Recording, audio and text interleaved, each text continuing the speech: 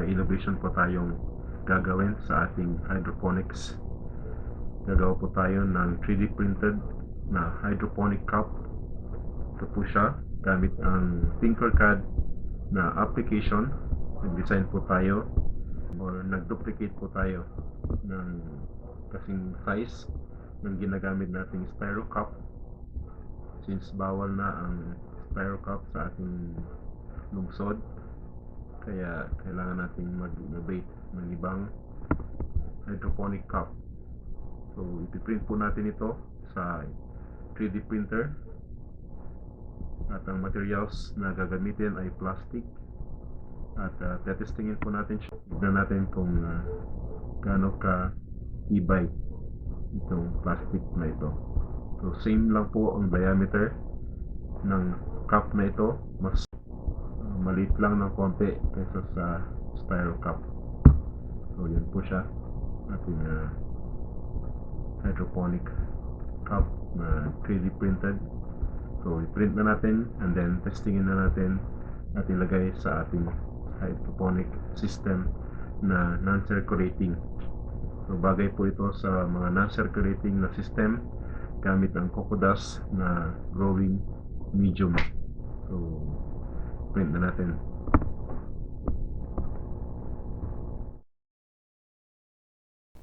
Nagpiprint na po ang ating 3D printer. Sa actual, hindi po ganito kabilis ang pag-print ng ating 3D printer. I-fast forward lang po natin siya. Magpiprint po tayo ng 10 piraso para testingin sa ating system.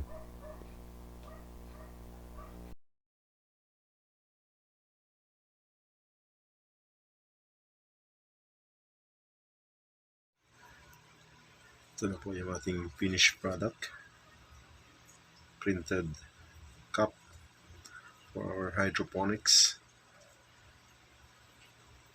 So compare natin siya sa styro cup. So yung mga butas same,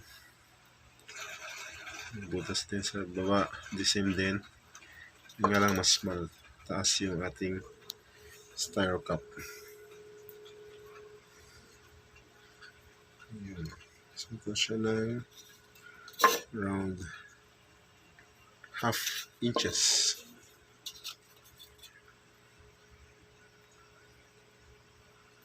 So,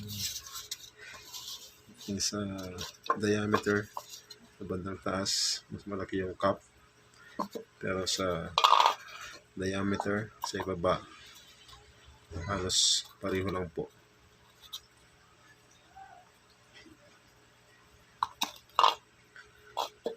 Okay, compare natin yung styro cup at saka yung ating printed na cup plastic. So pareho lang po.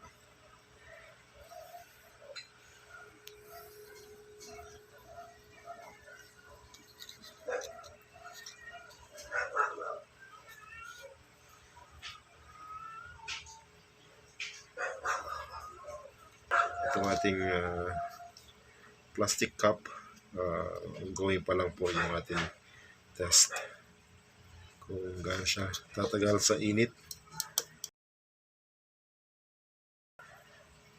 Nakababad sa nutrient solution.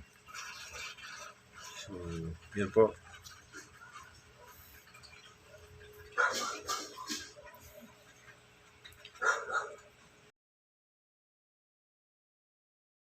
Ating mga 3D printed na hydroponic cup.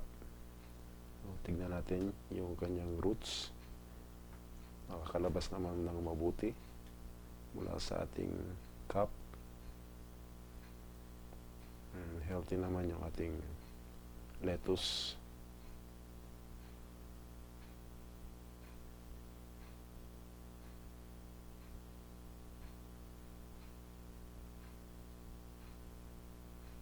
Bali, 10 piraso po ang nakalagay dito.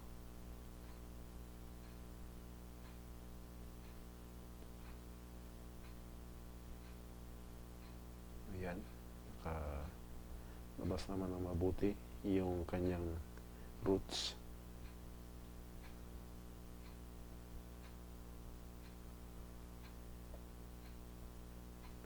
Makintab pa yung ating hydroponic cup.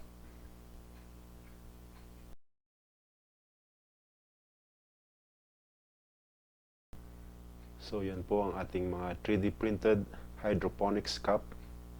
Thank you for watching. God bless.